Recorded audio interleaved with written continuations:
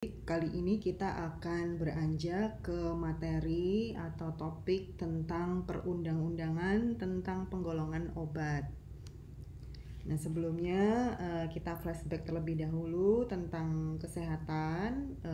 Jadi kesehatan itu adalah keadaan sejahtera dari badan, jiwa, dan sosial yang memungkinkan setiap orang hidup produktif secara sosial dan ekonomi.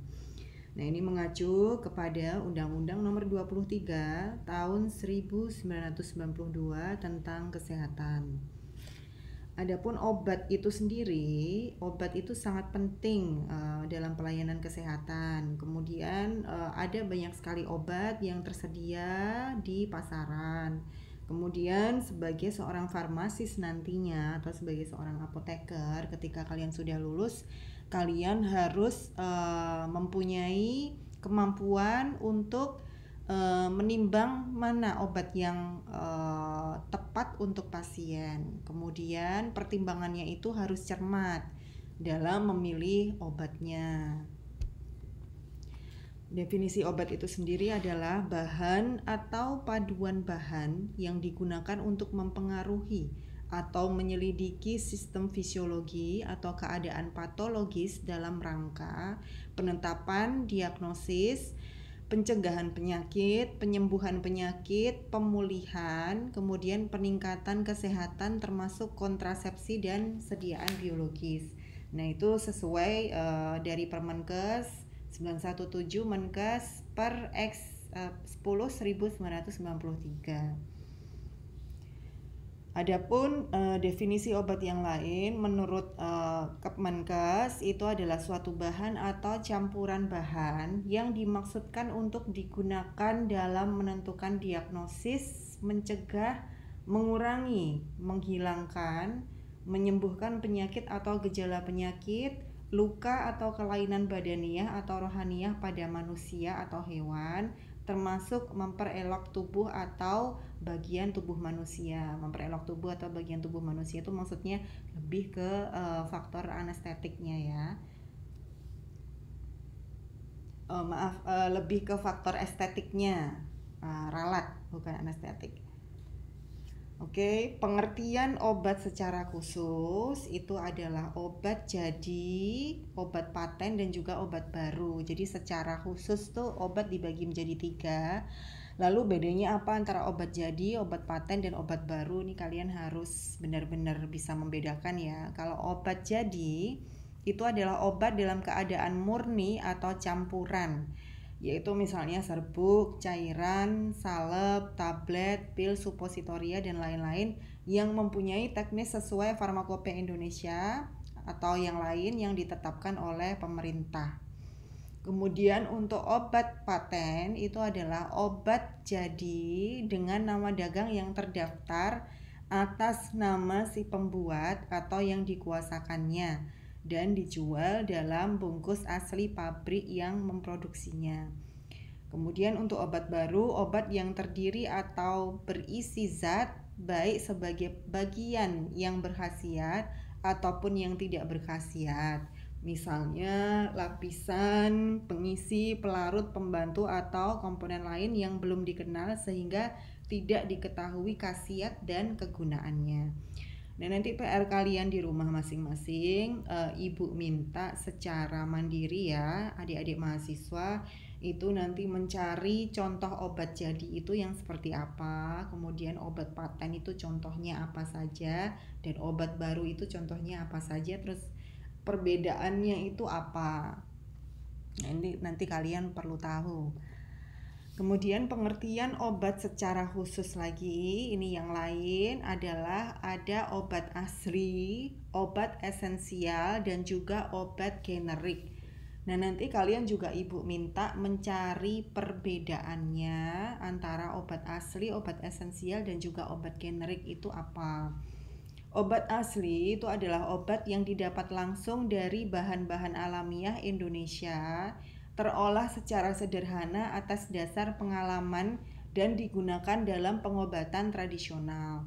Sedangkan obat esensial itu adalah obat yang paling dibutuhkan dalam pelayanan kesehatan masyarakat terbanyak dan tercantum dalam daftar obat esensial yang ditetapkan oleh Menteri Kesehatan. Kemudian obat generik itu adalah obat dengan nama resmi yang ditetapkan dalam Farmakopeia Indonesia untuk zat berkhasiat yang dikandungnya. Nah, ini Ibu minta juga tugas untuk kalian. Perbedaannya obat asli, esensial, dan generik serta contoh-contohnya itu apa. Nah, nanti tolong dirangkum dalam bentuk tugas.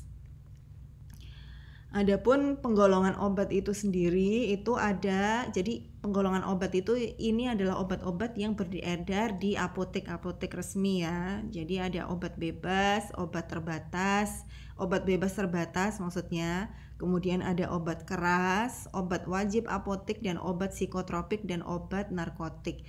Nah, nanti kalian itu nanti harus menguasai betul gitu perbedaannya obat bebas seperti apa, obat keras seperti apa, OWA atau obat wajib apotek seperti apa, psikotropik yang apa, narkotik yang seperti apa, dan kalian harus bisa membedakan jenis obat bebas itu yang misalnya contohnya apa saja, obat keras itu apa saja, kemudian psikotropik apa saja, dan obat wajib apotek apa saja, itu harus kalian pahami betul di situ. Nah, sekarang kita akan mengenai obat bebas. Biasanya logo lingkarannya itu bulat berwarna hijau dengan garis tepi berwarna hitam. Ini harus kalian hafalkan juga. Oke, Ibu memang penganut bukan hafalan banyak, tapi setidaknya kalian itu bisa menghafalkan hal-hal yang basic seperti ini. Karena nanti sebagai seorang apoteker, farmasis itu harus bisa membedakan hal-hal basic seperti ini. Yang obat bebas itu yang logonya warna apa, kemudian tepinya itu nanti garis warna apa, itu harus kalian pahami betul dan harus hafal di luar kepala. Jadi obat jadi yang banyak dijumpai di pasaran, baik di apotek, toko obat berizin, atau di tempat lain misalnya supermarket, warung, dan sebagainya, misalnya seperti Promah, Milanta, kemudian juga Panadol, paracetamol. Nah, itu termasuk obat yang bebas. Dan logo lingkarannya seperti ini dihafalkan. Kemudian ada juga obat bebas terbatas. Nah, obat bebas terbatas itu adalah obat yang bebas diperjualbelikan secara bebas juga di apotek, kemudian di toko obat berizin, tapi hanya terbatas saja gitu. Dan ini logonya itu juga berwarna biru dengan garis tepi warna hitam. Kalau obat bebas tadi hijau, tapi kalau ini biru dengan tepinya warna hitam. Nah, ini adalah daftar obat waarschuwing, dalam bahasa Belanda berarti peringatan. Jadi penjualannya itu disertai dengan tanda peringatan. Jadi terbatasnya itu maksudnya tidak bebas sebebas-bebasnya, tapi dia juga dibatasi dengan adanya peringatan di dalamnya. Jadi bebas dikonsumsi, tapi ada beberapa peringatan yang harus diperhatikan oleh baik apoteker, dan saat memberikan obatnya itu ada hal-hal yang harus disampaikan ke pasien. Kemudian obat bebas terbatas itu dapat diserahkan tanpa resep dokter dengan ketentuan hanya boleh dijual dalam bungkusan asli pabrik pembuatnya. Dan pada saat penyerahan obat, pada wadahnya itu harus tercantum tanda peringatan berupa etiket khusus yang tercatat sesuai ketentuan Kementerian Kesehatan atau biasanya tanda P. Dan warnanya hitam, ukurannya 5x2 cm, pemberitahuannya warna putih. Seperti itu. Kemudian obat bebas dan juga bebas terbatas itu pedomannya penggunaan obat bebas dan juga obat terbatas. Nah, sekarang kita masuk ke obat keras. Nah, obat keras itu adalah daftar obat daftar G atau Gevaarlijk, dan itu dalam bahasa Belanda itu berarti berbahaya. Berbahaya jika digunakan tidak berdasarkan resep dokter. Kemudian bungkus luar obatnya oleh pabrik atau pembuat disebutkan harus dengan resep dokter. Jadi obat keras itu adalah obat yang kategorinya berbahaya apabila dosisnya, pemakaian, indikasinya itu tidak tepat, sehingga ini harus dengan jadi bisa ditebus apabila menggunakan resep dokter. Nah, obat keras itu logo lingkarannya adalah logo lingkaran bulat berwarna merah dengan garis tepi berwarna hitam dengan huruf K yang menyentuh garis tepinya. Nah, ini adalah simbol dari obat keras ya, berwarna merah. Ya, kemudian nah ini adalah peringatan ya. Jadi ini masuk ke obat bebas terbatas ya. Obat bebas terbatas tadi yang peringatan ini cuma salah penempatannya saja. Jadi ini adalah obat bebas terbatas. Jadi ada peringatannya. Jadi ada peringatannya di labelingnya. Jadi misalnya peringatan nomor 1, awas obat keras, bacalah aturan memakainya. Kemudian awas obat keras hanya untuk bagian luar badan. Awas obat keras tidak boleh ditelan, dan awas obat keras hanya untuk kumur, jangan ditelan. Awas obat keras hanya untuk dibakar, dan awas obat keras obat wasir jangan ditelan. Nah, ini adalah contoh-contoh peringatan untuk yang obat bebas terbatas ya. Ini contohnya adalah seperti ini adalah contoh labelingnya. Kemudian ini adalah obat wajib apotek atau OWA. Jadi ada juga jenis obat yang dia wajib diadakan oleh apotek atau OWA, tapi dengan jumlah yang dibatasi. Jadi ini adalah obat keras yang dapat diserahkan oleh apoteker kepada pasien di apotek tanpa resep dokter. Bedanya dengan obat keras yang ini tadi. Nah, kalau obat keras yang ini tadi itu apoteker itu boleh memberikan tapi harus dengan resep dokter. Jadi harus ada ACC dari dokternya, jadi harus ada resep dokter. Tapi kalau OWA atau obat wajib apotek itu adalah obat keras juga, tapi dia dapat diserahkan oleh apoteker kepada pasien di apotek tanpa menggunakan resep dokter. Tujuannya itu adalah meningkatkan kemampuan masyarakat dalam menolong dirinya sendiri atau melakukan self medication guna mengatasi masalah kesehatan. Kemudian juga untuk meningkatkan pelayanan konseling, informasi dan edukasi oleh apoteker. Adapun OWA atau daftar obat wajib apotek itu ada OWA 1 dan juga OWA 2. Nah, ini tugas kalian nantinya, ini tugas kalian atau PR kalian nantinya itu kalian harus bisa mendaftar atau membuat list mana saja yang termasuk obat wajib apotek 1 dan obat wajib apotek 2. Nah, nanti tolong bikin list contohnya apa saja. Kemudian penggolongan obat yang lain itu adalah psikotropika. Psikotropika itu adalah apa? Zat atau obat baik yang alamiah maupun sintetis itu bukan narkotika dan yang berkhasiat psikoaktif melalui pengaruh selektif pada sistem saraf pusat yang menyebabkan perubahan khas pada aktivitas mental dan juga perilaku. Nah, psikotropik itu biasanya adalah obat-obat yang digunakan oleh penderita oleh penderita depresi, penderita ansietas, kemudian penderita skizofrenia seperti itu. Jadi obat-obat misalnya antidepresan, anti ansietas seperti itu ya. Kemudian obat-obat yang bersifat sedatif, nah itu juga termasuk psikotropika. Nah, psikotropika itu menurut Undang-Undang Republik Indonesia Nomor 5 Tahun 1997 itu dibagi menjadi 4 golongan, yaitu ini golongan pertama, golongan kedua, golongan ketiga, dan juga golongan keempat.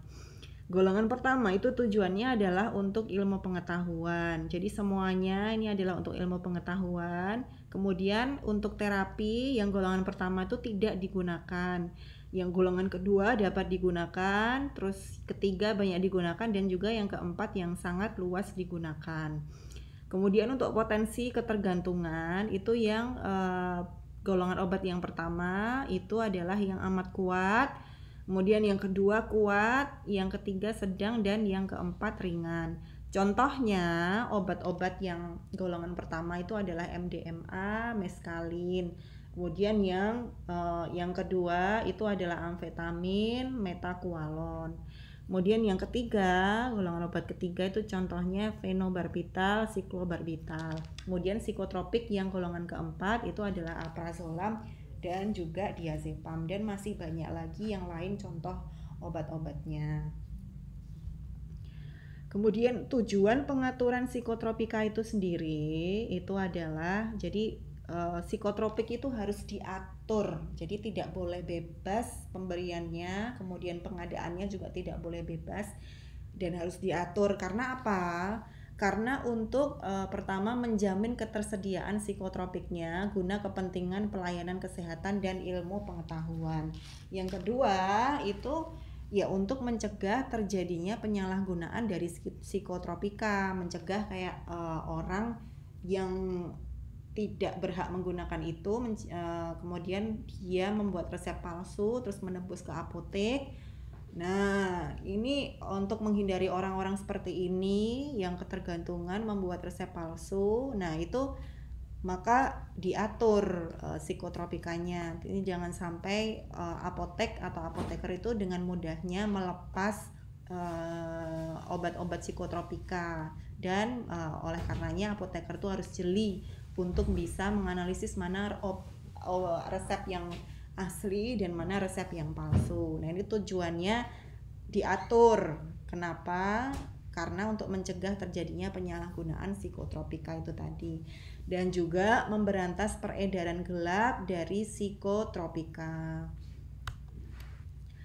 Adapun produksi psikotropika itu tuh hanya dapat diproduksi oleh pabrik obat yang telah memiliki izin ya. Jadi hanya pabrik obat yang telah memiliki izin dari pemerintah atau dari Kemenkes sesuai dengan ketentuan peraturan perundang-undangan yang berlaku. Nah, itu yang berhak memproduksi psikotropika. Dan psikotropika yang diproduksi berupa obat itu harus memenuhi standar dan atau persyaratan Farmakopeia Indonesia atau buku-buku standar lainnya. Kemudian untuk peredaran psikotropikanya, itu psikotropika yang berupa obat itu hanya dapat diedarkan setelah terdaftar pada departemen yang bertanggung jawab di bidang kesehatan. Kemudian untuk distribusinya, setiap pengangkutan dalam rangka peredaran psikotropika itu pokoknya intinya wajib harus ada dokumen-dokumen lengkapnya, dokumen-dokumen wajibnya itu harus ada, dokumen yang legal. Kemudian untuk penyaluran psikotropika itu sendiri ini di tahap distribusinya ya. Jadi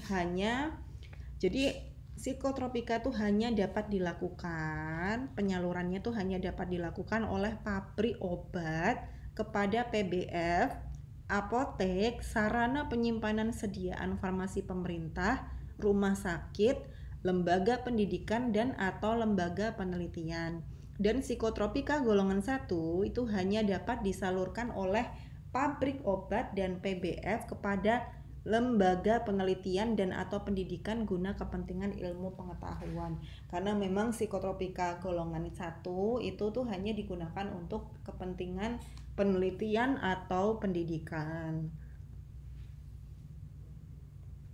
Untuk penyerahan psikotropikanya itu juga ini sudah ke tahap penyerahan ke pasien ya. Itu hanya dapat dilakukan oleh apotek, rumah sakit, puskesmas, balai pengobatan dan juga dokter. Dan penyerahan psikotropika oleh apotek itu hanya dapat dilakukan kepada apotek lainnya, rumah sakit, puskesmas, balai pengobatan, dokter dan kepada pasien. Jadi yang berhak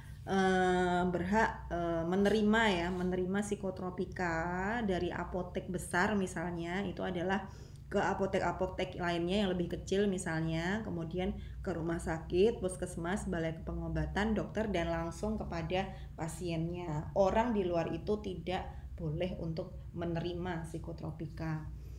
Kemudian penyerahan psikotropika oleh apotek, rumah sakit, puskesmas, dan balai pengobatan itu juga dilaksanakan berdasarkan harus dengan resep dokter. Undang-undang psikotropika yaitu adalah Undang-Undang Nomor 5 Tahun 97 dan peredaran narkotika itu Permenkes Nomor 688 Menkes Nomor 7 1997.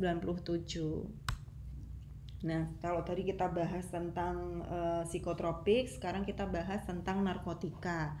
Nah, sebelumnya kita akan mengenal terlebih dahulu tentang narkotika. Itu asal katanya itu dari narkosis, yaitu menidurkan. Jadi narkotika itu adalah zat atau obat yang berasal dari tanaman atau bukan tanaman, yang sintetis maupun semi sintetis, dan dapat menyebabkan efeknya itu menyebabkan penurunan atau perubahan kesadaran, kemudian juga bisa mengakibatkan hilangnya rasa, kemudian bisa mengurangi sampai menghilangkan rasa nyeri, tapi dapat menimbulkan ketergantungan. Jadi adalah anti nyeri biasanya narkotik itu, tapi dia bisa menyebabkan ketergantungan. Jadi penggunaannya harus diawasi sekali. Dan ini biasanya digunakan untuk orang-orang penderita kanker misalnya, yang nyerinya itu tahapannya itu sudah level tinggi, yang tidak bisa atau sudah tidak berespon baik dengan diobati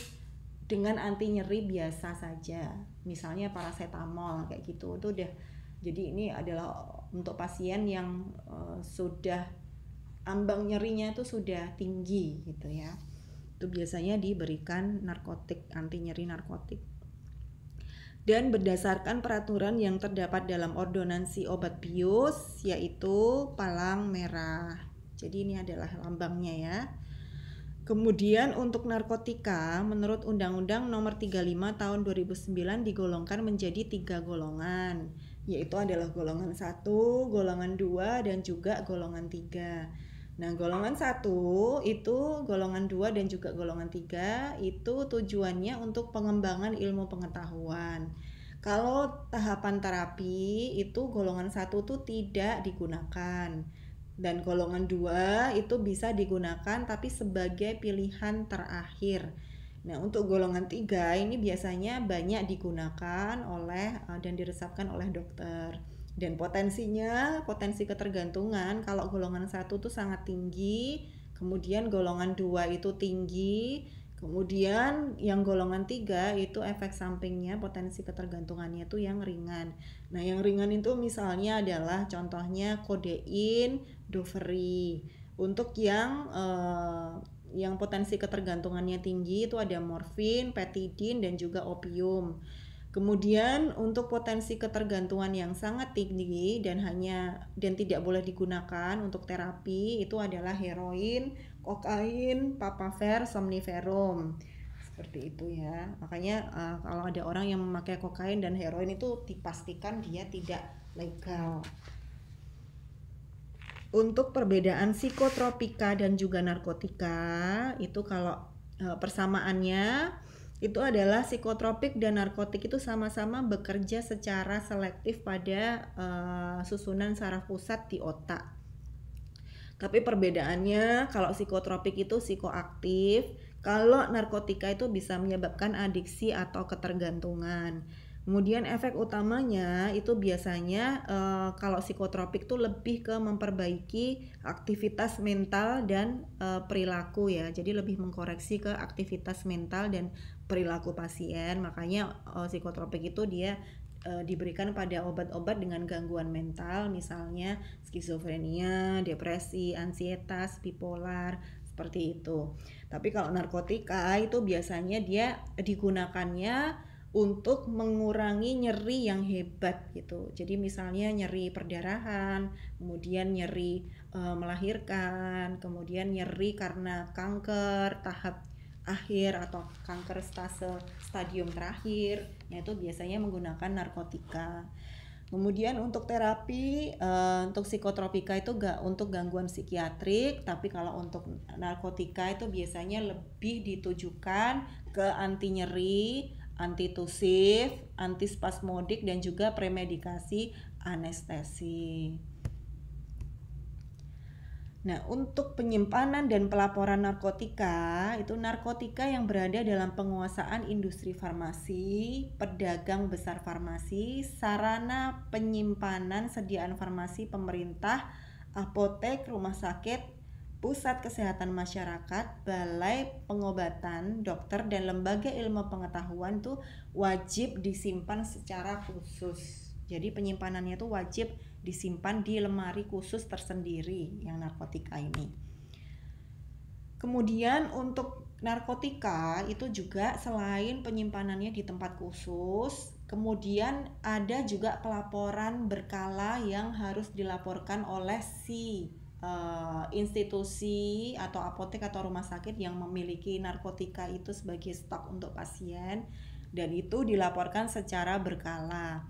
Jadi semua instansi yang tersebut di atas itu wajib menyampaikan dan menyimpan laporan berkala mengenai pemasukan dan atau pengeluaran narkotika yang ada dalam penguasaannya.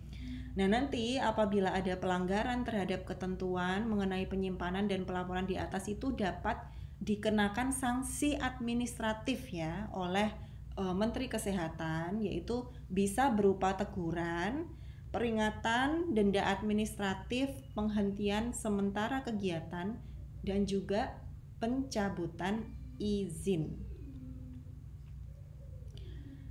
Adapun penyaluran narkotika, itu narkotika tuh hanya dapat disalurkan oleh industri farmasi, pedagang besar farmasi, dan juga sarana penyimpanan sediaan farmasi pemerintah sesuai dengan ketentuan dalam undang-undang ini. Nah, industri farmasi, pedagang besar farmasi, dan sarana penyimpanan sediaan farmasi pemerintah sebagaimana dimaksud di atas itu wajib memiliki izin khusus penyaluran narkotika dari menteri. Nah, kepada siapa setiap penyalur dapat menyalurkan narkotika? Nah, untuk penyimpanan narkotikanya itu adalah sesuai dengan Permenkes RI nomor 28 Menkes per nomor 1 1978. Jadi apotek dan rumah sakit tuh harus memiliki tempat khusus untuk menyimpan narkotika, yaitu dibuat seluruhnya dari kayu atau bahan lain yang kuat dan harus memiliki kunci yang kuat. Kemudian dibagi dua masing-masing dengan kunci yang berlainan. Bagian pertama digunakan untuk menyimpan petidin, morfin, dan garam-garamnya serta persediaan narkotika. Kemudian bagian kedua digunakan untuk menyimpan narkotika lainnya yang dipakai sehari-hari. Nih, penyimpanan narkotika itu misalnya menggunakan lemari kayu yang kuat seperti ini. Jadi apabila tempat khusus tersebut berupa lemari yang berukuran kurang dari 40 kali 80 kali 100, maka lemari tersebut harus dibuat pada tembok atau lantai. Untuk penyimpanan narkotikanya itu pasal 6, apotek dan rumah sakit harus menyimpan narkotika pada tempat khusus sebagaimana yang dimaksud pada pasal 5 dan harus dikunci dengan baik. Lemari khusus itu juga tidak boleh digunakan untuk menyimpan barang lain selain narkotika. Jadi nggak boleh dicampur dengan obat lain dan dicampur dengan psikotropika juga. Anak kunci lemari khusus harus dikuasai oleh penanggung jawab atau asisten apoteker atau pegawai lain yang dikuasakan. Kemudian lemari khusus itu juga harus ditaruh pada tempat yang aman dan tidak boleh terlihat oleh umum karena khawatir nanti gampang untuk dibobol ya. Kemudian salinan resep narkotika itu ada aturannya. Jadi ada aturan tentang kopi resep narkotika, yaitu adalah apotek dilarang melayani salinan resep yang mengandung narkotika walaupun resep tersebut baru dilayani sebagian atau belum dilayani sama sekali. Nah, untuk resep narkotika yang baru dilayani sebagian atau belum dilayani sama sekali, apotek boleh membuat salinan resep, tetapi salinan tersebut hanya boleh dilayani di apotek yang menyimpan resep asli. Kemudian salinan resep dari resep narkotika dengan tulisan ITER tidak boleh dilayani sama sekali. ITER itu artinya yang diulang. Jadi boleh menebus resep lagi di kemudian hari. Nah, kalau ITER itu untuk obat dengan resep dokter itu tidak masalah. kecuali narkotika. Narkotika itu tidak boleh ada tulisan ITER di resepnya. Kemudian Undang-Undang tentang Narkotika itu adalah Undang-Undang Republik Indonesia Nomor 35 Tahun 2009. Adapun Permenkesnya tentang penyimpanan narkotika adalah Nomor 28 Menkes Peraturan Nomor 1 1978. Nah, sekarang kalau tadi kita bicara tentang penggolongan obat apotek, penggolongan obat kimianya. Nah, sekarang kita akan bicara tentang penggolongan obat tradisionalnya. Menurut ini SK Kepala Badan POM nomor sekian tanggal 17 Mei 2004. Jadi penggolongan obat tradisional itu terdiri dari 3, yaitu adalah jamu, kemudian juga obat herbal terstandar dan juga fitofarmaka. Adapun jamu itu sendiri, jamu atau empirical based herbal medicine itu disediakan secara tradisional. Itu misalnya dalam bentuk serbuk, seduhan, pil dan juga cairan yang berisi seluruh bahan tanaman yang menjadi penyusun tersebut. Kemudian mengacu pada resep peninggalan leluhur yang disusun. Jadi biasanya lebih ingredient atau komponennya itu adalah mengacu pada resep-resep peninggalan orang zaman dulu yang disusun, dan biasanya tidak perlu pembuktian ilmiah sampai dengan klinis dan cukup dengan bukti empiris. Bukti empiris itu ya bukti yang memang sudah banyak dirasakan oleh masyarakat dari zaman dulu sampai masyarakat zaman sekarang. Jadi biasanya jarang ada penelitiannya jamu, karena telah digunakan puluhan tahun secara turun-temurun. Maka dianggap resep jamu itu telah terbukti keamanan dan manfaat secara langsung. Nah, itu adalah versi definisi dari jamu. Kemudian logonya adalah seperti ini adalah jamu. Kemudian ada juga obat herbal terstandar atau scientific based herbal medicine. Scientific based herbal medicine yaitu adalah obat tradisional yang disajikan dari ekstrak atau penyarian bahan alam yang dapat berupa tanaman obat, binatang maupun mineral.